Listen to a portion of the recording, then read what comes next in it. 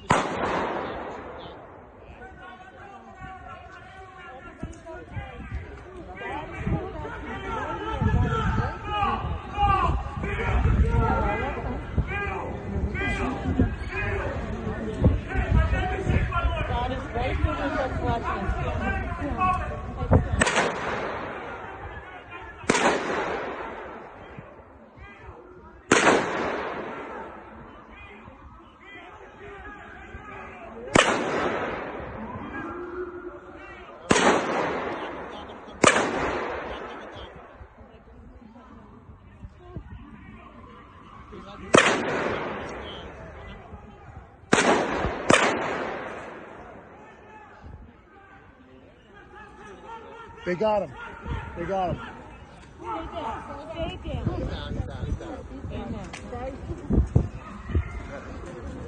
Stay down.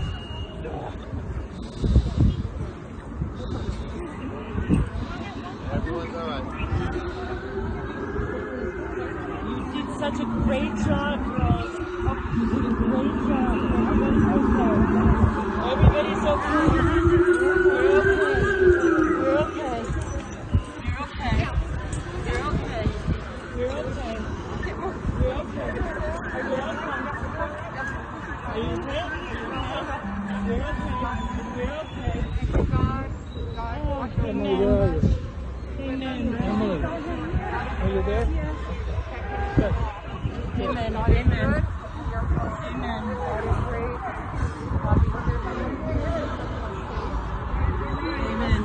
We're okay. We're okay. We're okay. We're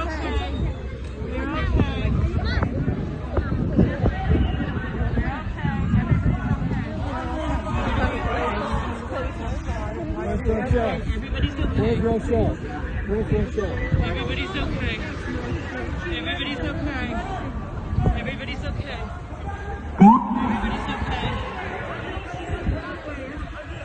Was it more than one person?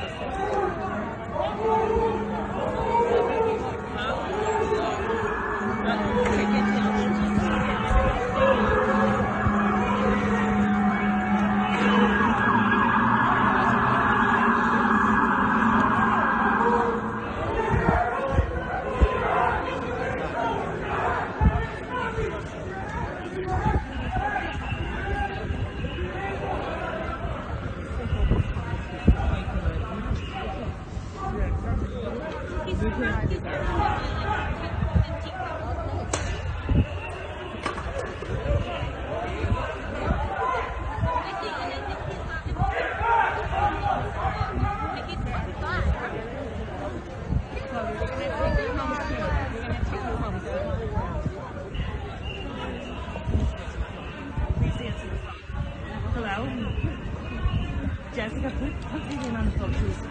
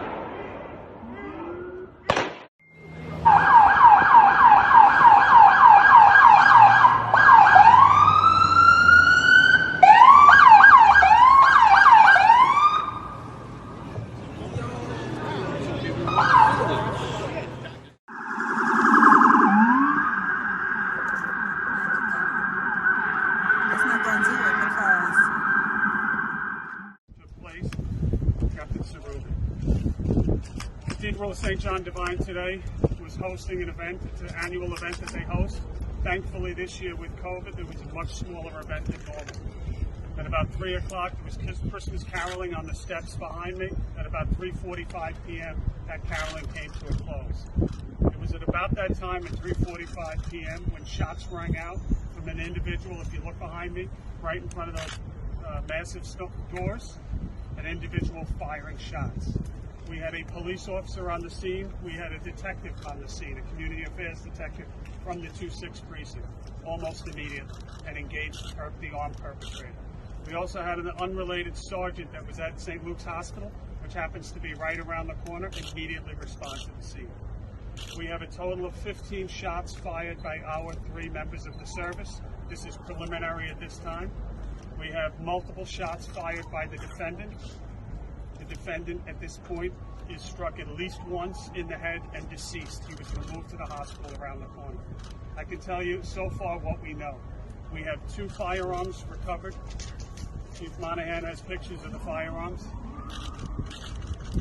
Again, we do not have a count on how many rounds were fired. They are both semi-automatic firearms and awaiting crime scene process. Also recovered is a bag that we believe belonged to the defendant. Inside this bag was a full can of gasoline, rope, wire, multiple knives, a Bible, and tape. I think we can all surmise the ill intentions of the proceeds of this bag. I can tell you that from the preliminary body camera, and again, this is quick, that we watched, you see 3 officers acting heroic, sergeant, detective, and police officer, engaging an armed perpetrator, putting themselves in harm's way to pull people that are literally hiding behind these poles behind me, caught in the crossfire. So it is by the grace of God today that we don't have anyone struck. With that, I'll open it up for extremely brief questions. Motive?